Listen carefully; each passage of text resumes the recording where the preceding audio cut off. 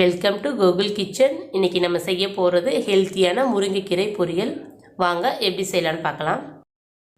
பொரியலுக்கு தேவையான அளவு எண்ணெய் சேர்க்குறேங்க. கடுகு அரை ஸ்பூன் சேர்க்குறேங்க. கீரைக்கு வந்து கடுகு கொஞ்சம் அதிகமாக சேர்த்தா கொஞ்சம் நல்லாயிருக்கும். கடலைப்பருப்பு 2 ஸ்பூன் அளவுக்கு லேசாக பொன்னிறமாக வரட்டுங்க. ஒரு 8 பூண்டு பல் தட்டி எடுத்துருக்கேன்.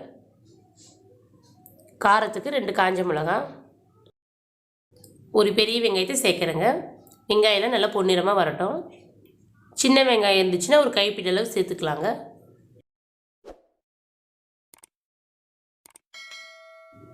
கால் ஸ்பூன் அளவுக்கு மஞ்சள்தூள் சேர்க்குறேங்க. நம்ம கீரைக்கு வந்து பொதுவாக நிறைய பேர் சேர்க்க மாட்டாங்க.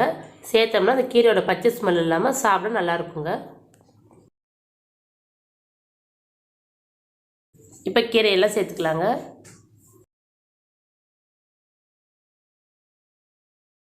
கீரையெல்லாம் வெங்காயத்தோடு சேர்த்து நல்லா கிண்டி விட்டுடலாங்க. ஒரு 1/4 டம்ளர் அளவுக்கு தண்ணி சேர்க்குறேங்க. நல்லா கிண்டி விட்டுட்டு ஒரு 2 நிமிஷம் மூடி வைப்போம். கீரை நல்லா வேகட்டும். உப்பு நம்ம இப்போ சேர்க்க வேண்டாங்க. கீரை வந்து அதிகமாக தெரியும். வதங்கினதுக்கப்புறம் அளவு வந்து கம்மியாக இருக்குங்க. அப்போ அந்த டைமில் சேர்த்துக்கலாம். இப்போ கீரைலாம் நல்லா இந்த அளவுக்கு வதங்கி வந்திருக்குங்க. இந்த டைமில் நம்ம உப்பு கொஞ்சமாக சேர்த்துக்கலாம். கீரையெல்லாம் நல்லா கிண்டி விட்டுடலாங்க. உப்பெல்லாம் நல்லா கீரையோட சேரட்டும்.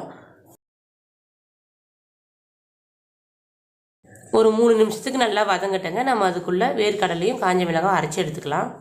50 கிராம் வேர்க்கடலை, காரத்துக்கு ஒரு காஞ்ச மிளகாய் எடுத்துருக்கேங்க. இதை நாம் 1 பாதியமாக பொடி பண்ணி எடுத்துக்கலாம். கீரை நல்லா வதங்கியிருக்குங்க. இப்போ பொடி பண்ணி வச்சுக்க வேர்க்கடலை சேர்த்துக்கலாம்.